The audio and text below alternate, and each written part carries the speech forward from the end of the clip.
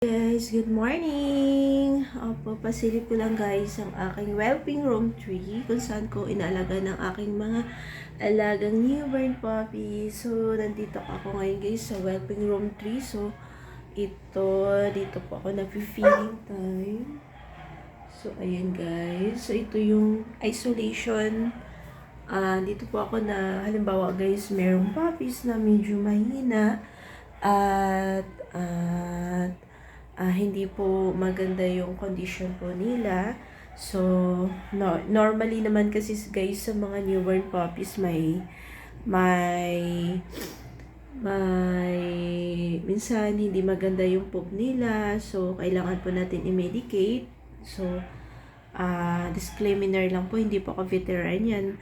Lahat po na ina-apply ko sa mga alaga kong newborn puppies based po sa experience ko at naituro po sa amin ng kakilala po namin, at yun po ay na-apply na din po namin sa aking mga alaga. So, very effective po. So, yun po ina-apply ko din po sa aking mga alaga pag may ganung case, ganitong scenario, para po ma-survive si puppy. So, lahat po gagawin natin ang ating makakaya para po ma-survive natin ang puppies natin, ang ating mga baby puppies. So, papasok po tayo dito guys. So, nandito ako sa whelping room tree. Nandito po yung aking alagang French Bulldog guys. So, ito po siya.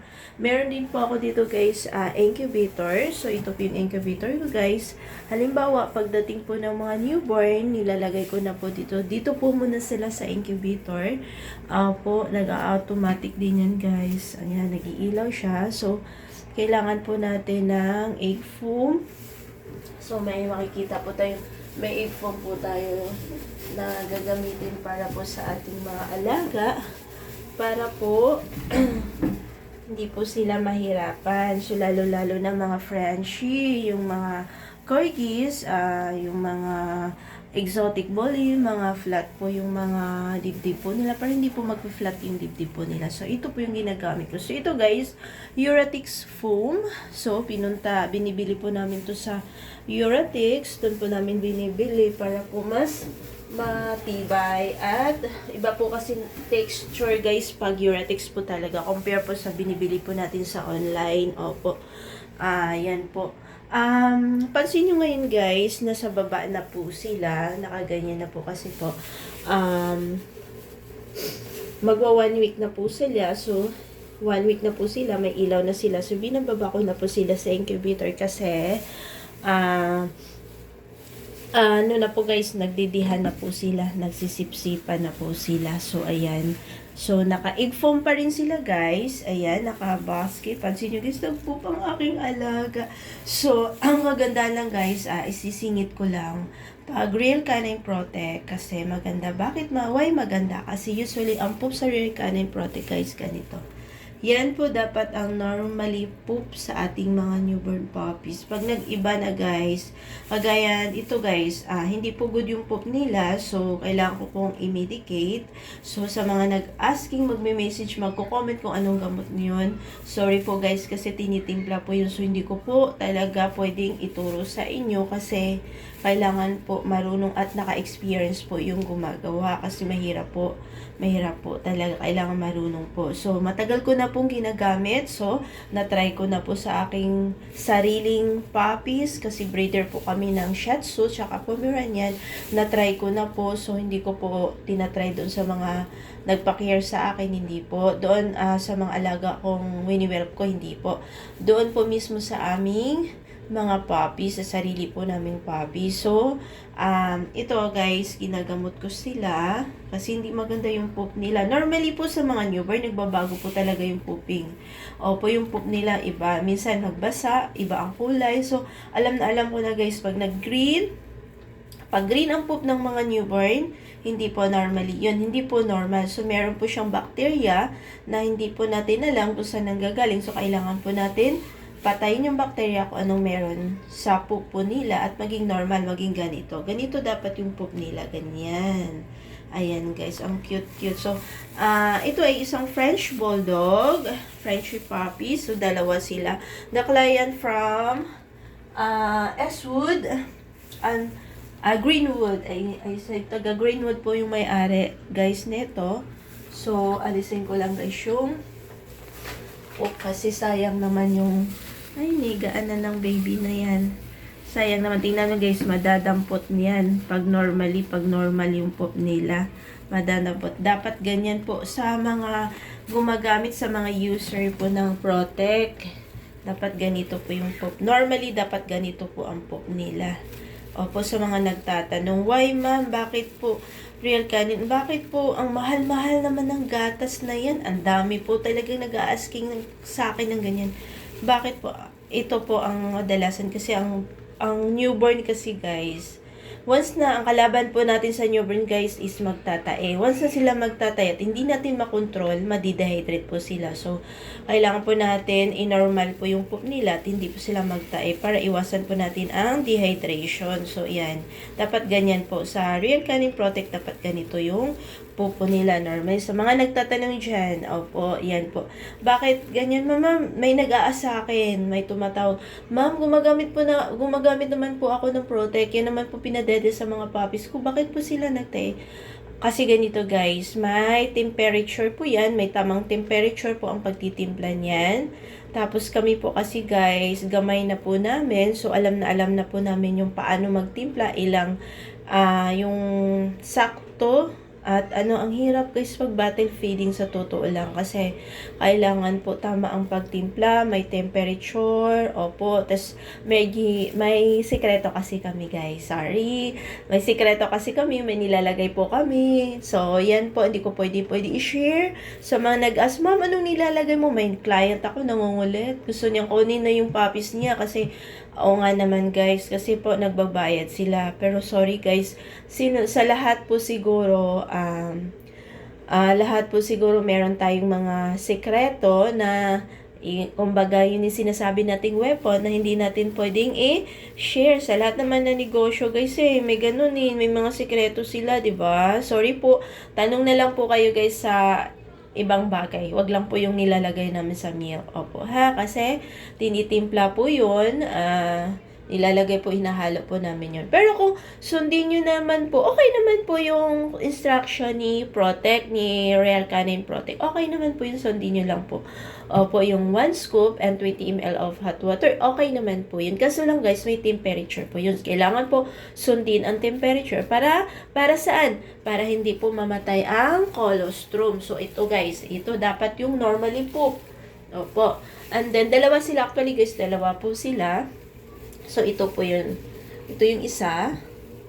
Yan. Dito siya. Yan. Ayan guys. Naka-egg foam pa kasi. Pansin nyo guys, bakit ang ganyan? Ito yung guys, ito yung gamot na pinapainom ko sa kanya. Yan yung medication na safe po siya guys sa mga newborn.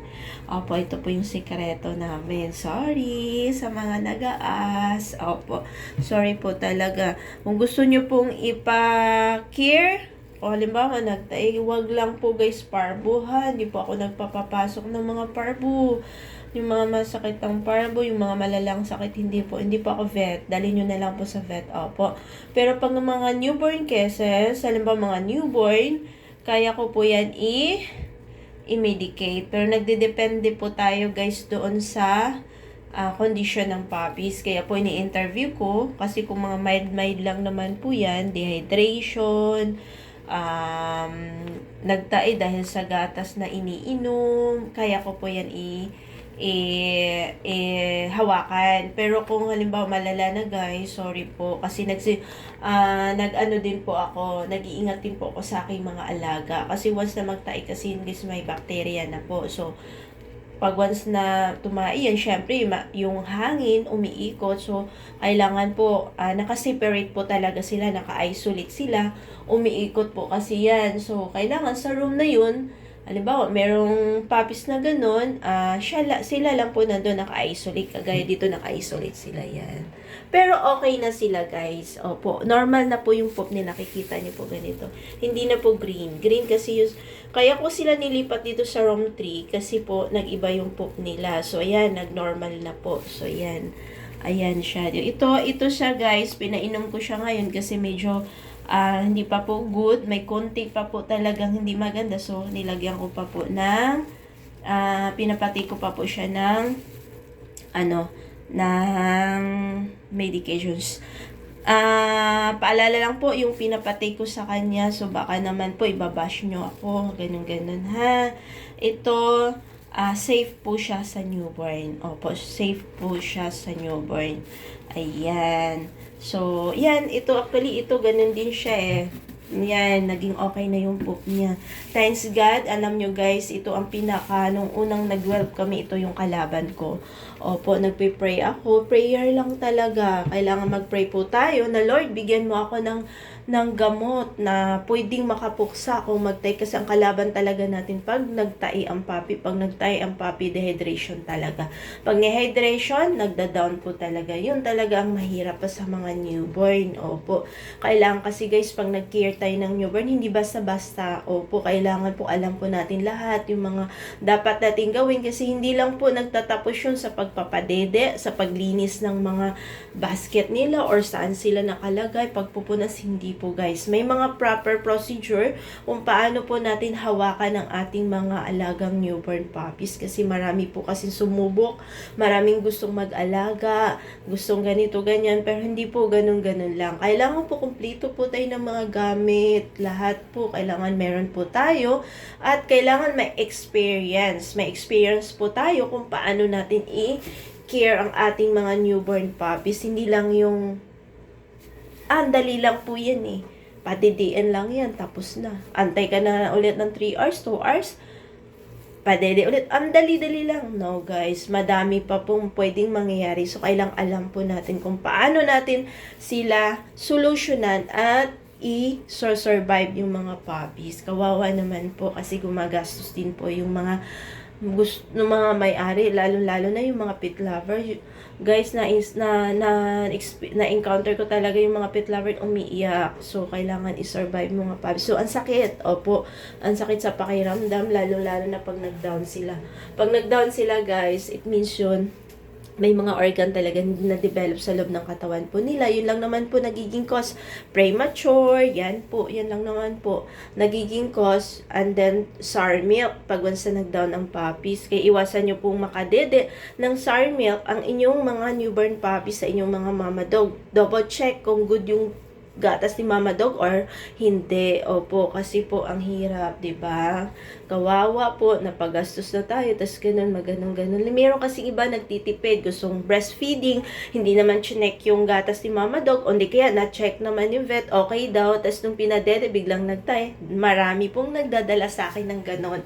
So, ingat po tayo. Ma-advise ko, mas safe talaga ang bottle feeding, basta Roy Canine Protect po yung gagamitin po natin. Opo, kung gusto nyo po, kung meron naman po kayong pangbili, yun po. Pero kung wala, susubok talaga sa breastfeeding kasi ang mahal naman talaga ng gatas na yun. Opo, hindi po ako endorser guys ng Royal Canine Protect. Guys ha, opo, yun lang po nire-recommend ko talaga. Opo, pag wala si RC Protect, wala din si Monlek.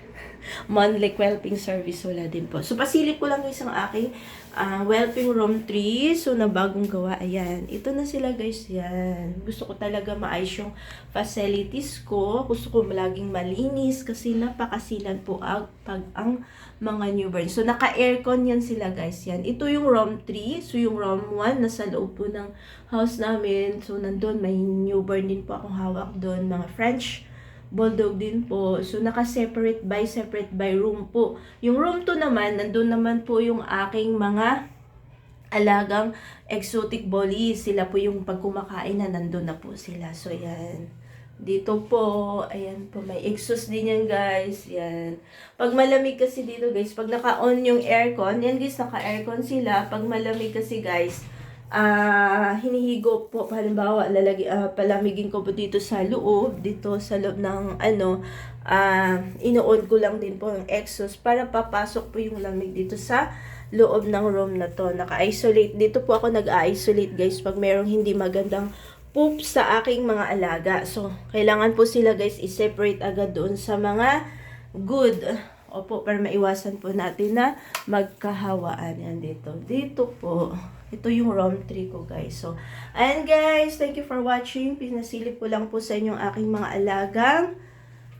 Ang aking room, whelping room 3 sa mga gusto nag-ask marami kasi nagtatanong yung facilities usually.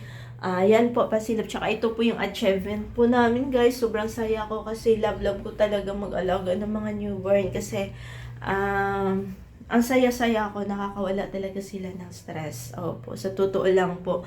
Opo, nakakawala. Although, ang hirap mag-alaga, lalo-lalo na pag nagkakasakit sila, bigla silang manghina, may mga biglang di maganda yung poop nila. Ang hirap po, guys, pero pag once na survive mo sila, guys, pag once na bigla silang naging okay, sa tulong ni Lord, ang saya ng pakiramdam natin. Sobrang saya. Opo, lalong-lalo na yung mga fear parent nila. Pag nagte-thank you, napakasaya talaga. Sobrang saya sa pakiramdam. Ang sarap sa pakiramdam. Opo. So, ayun guys, thank you for watching. God bless. Happy New Year po. God bless po.